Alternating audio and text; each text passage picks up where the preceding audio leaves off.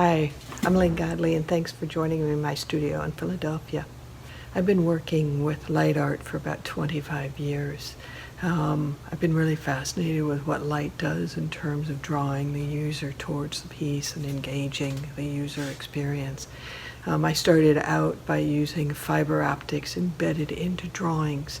We would punch thousands of holes into these drawings and thread through thousands and thousands and thousands of feet of fiber optics. The pixels of light would actually line up with points in the drawing. I moved from there to start using imagery over light boxes.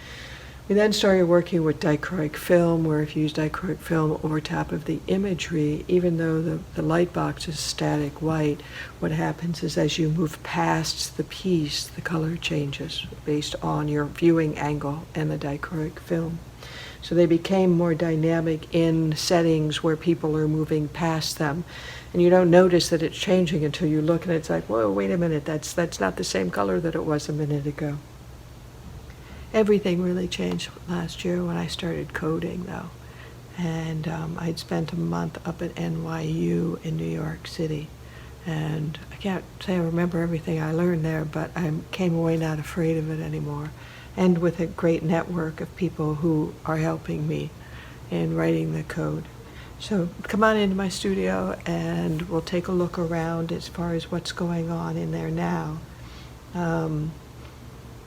Most all of the work that I'm doing now has some level of dynamic, immersive, sort of animated quality to it because of the ability to code the lights and make the lights actually perform for me. These pieces began as imagery I had taken on a beach in Italy. And I came back from there and started drawing and painting. I was doing gestural lines. Well, this was all on glass that I laid over top of the image. And when I edge lit the glass, that paint illuminated. And so what happened is I layered the glass, painted on both sides of it. I think there's 4 layers of glass in front of the image. And when I light it, edge light it, all of that paint illuminates. It's really beautiful. Then we started programming the lighting so that it would change colors. And we used a lot of Arduino. This is what my studio is like now. It's filled with circuitry.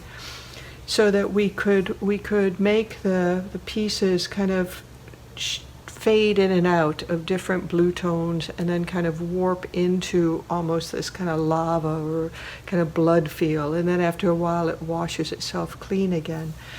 And what we find is that the more that I'm working with coding, the more the pieces become immersive, the more that people are just wanting to stay in front of them and they really get lost in these pieces. I'm not really interested in making lights blink. I don't really care to see the LEDs themselves. I'm really interested in what happens when the light hits another material or imagery and changes that experience in some way. I started working with these shadow boxes that have pieces of curled colored plastics in them, and what happens is that there's lights that are going on behind, but the light is actually hitting all of those curls and creating these really interesting cat eyes. We've been able to code the lighting to change colors. We can do a whole wall where it's all in blues and turquoises. It looks like a big swimming pool, or we change it over to green so it looks like light coming through tree leaves. But it's been very interesting in terms of moving in the direction of what are people seeing in the work.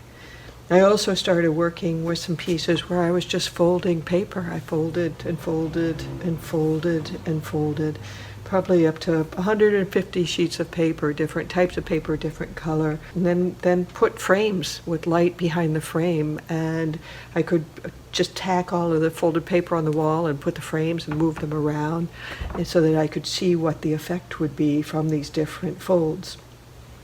So what happened with that is that it got me really thinking about this idea of using light in a way that I can put them into a frame, like a small little piece of artwork, right? I started doing these pieces that are, I would call them sketches. And I take small frames, put a LED into the frame, and then I would fill the frame with different materials that reflect or diffuse in some way.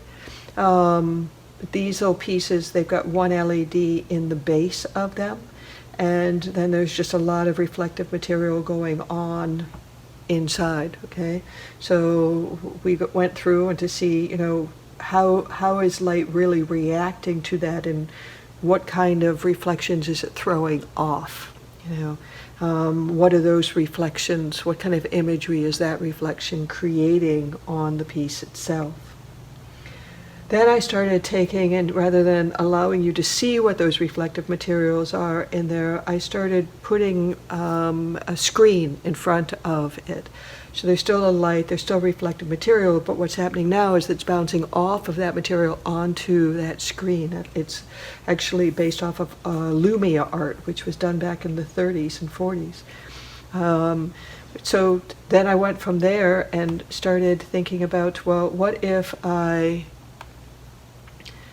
moved the light? What if I animated the light rather than just have it be a single LED, creating a screen in front so that the reflection off of those reflective materials is creating another image? And so now I've been working with these for a while now. It's a way for me I can manipulate all these different kinds of films and reflective materials and create these animated images that are really immersive.